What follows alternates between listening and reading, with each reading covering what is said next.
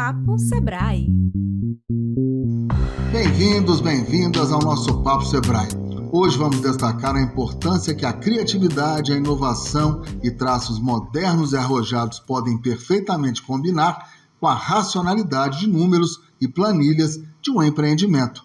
Afinal, o empreendedorismo tem tudo a ver com a arquitetura. Hoje, os profissionais desta área são, sobretudo, empreendedores. Nós conversamos com Ricardo Meira, arquiteto e conselheiro de arquitetura e urbanismo do DF. Ele nos contou um pouquinho da trajetória dele e da transição para o modo empresário. Um tremendo desafio. Vamos ouvir. Entrevista.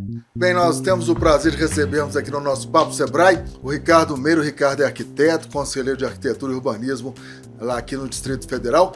E, sobretudo, empreendedor. Ricardo, eu até brinquei antes da gente começar a gravar. Quem não é empreendedor hoje, hein? Até quem não tem CNPJ provavelmente um dia terá, porque empreender acho que é uma questão da vida de quem Me fale um pouquinho dessa relação entre arquitetura, urbanismo e empreendedorismo. É uma relação tênue, é uma relação forte? Como é que você classifica? É uma relação de amor e ódio. Por quê? Porque o arquiteto, por formação, ele é técnico. Então nós passamos 5 anos só na graduação aprendendo a projetar, a criar espaços, a planejar espaços. Mas o arquiteto não sabe planejar a própria empresa, o próprio negócio. Então todos esses campos de conhecimento que não são atividade fim, são atividade meio, como finanças, marketing, gestão de projetos, gestão financeira, gestão de pessoas, vira grego para o arquiteto. Aí a importância de iniciativas como as do Sebrae, para capacitar, qualificar esses profissionais para transformar o seu saber técnico num produto vendável para o mercado. Agora é interessante, Ricardo, que a racionalidade muitas vezes está presente no planejamento, né? Quando você senta na prancheta, embora haja muita criatividade e inovação, mas tem uma pitadinha boa de racionalidade. Sim. Agora, quando você incorpora o lado gestor, ela tem que estar presente. Planejamento financeiro, viabilidade de produtos, tudo isso você passou por essa transição? Passei. É curioso você dizer porque eu tenho 23 anos de profissão e eu tenho 16 como professor capacitando arquitetos a fazer isso. E eu comecei a estudar isso para mim, porque meu primeiro escritório, com 3 anos de escritório, eu fechei, por falta de ter esse conhecimento gerencial. Eu sempre digo, até para os meus alunos, para os meus clientes de consultoria, que um excelente arquiteto pode ser um péssimo empresário.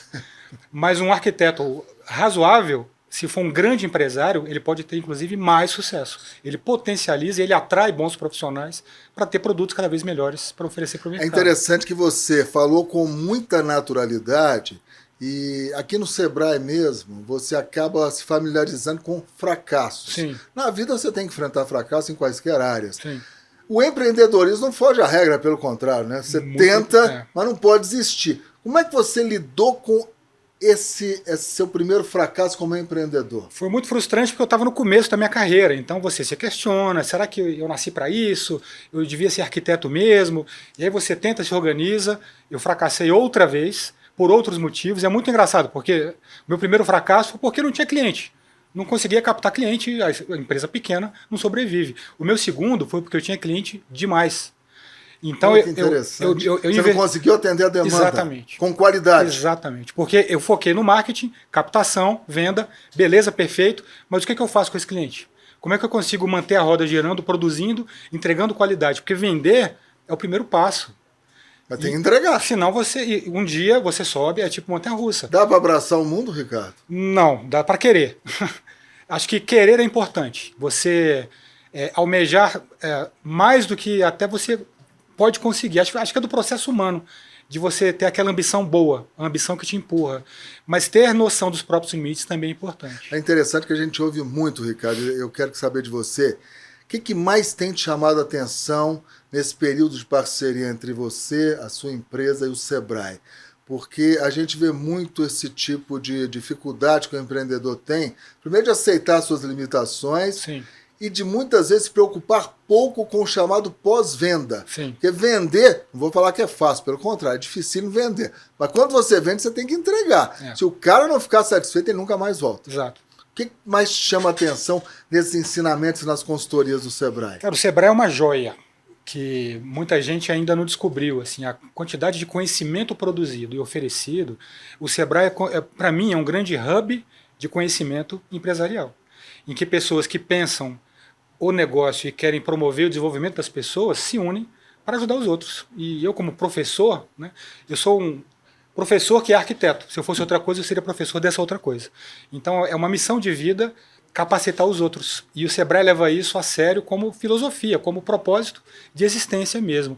E a minha categoria, que é a arquitetura, e até como conselheiro do CAL, é uma das preocupações, porque o que chega no CAL é o profissional que não se comportou direito, que não atendeu bem o cliente, que por não ter uma visão empresarial, muitas vezes até pode cometer infrações éticas por falta de conhecimento.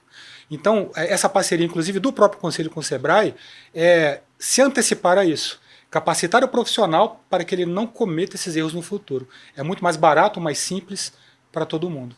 CAL. Conselho de Arquitetura e Urbanismo. É bom deixar claro, porque é um termo que chama atenção, né? Mas é importante, porque é um órgão fiscalizador, é um órgão que norteia o mercado. Sim, é uma autarquia, como tem a OAB para os advogados, CRM para os médicos, o CREA para os engenheiros, nós éramos do CREA, né? Tem o CAL para os arquitetos, é a entidade que regulamenta e fiscaliza a profissão. Nós estamos aqui hoje no Sebrae Lab, é um berço da inovação do Sebrae, um ambiente super legal.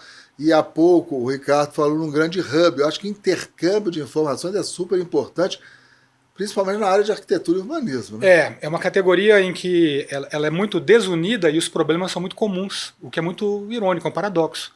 Independentemente do estágio profissional que o arquiteto se encontre, desde o começo da carreira até quem tem 20, 30, 40 anos de formado, muitas vezes comete os mesmos erros. E aí aquele que está lá na frente, ele pode ensinar muito para o que está começando e vice-versa. É sempre uma troca. E o Sebrae, eventos como esse, o Sebrae Lab, permite essa troca de uma maneira que a gente estava sentindo falta, que é presencial, olho no olho.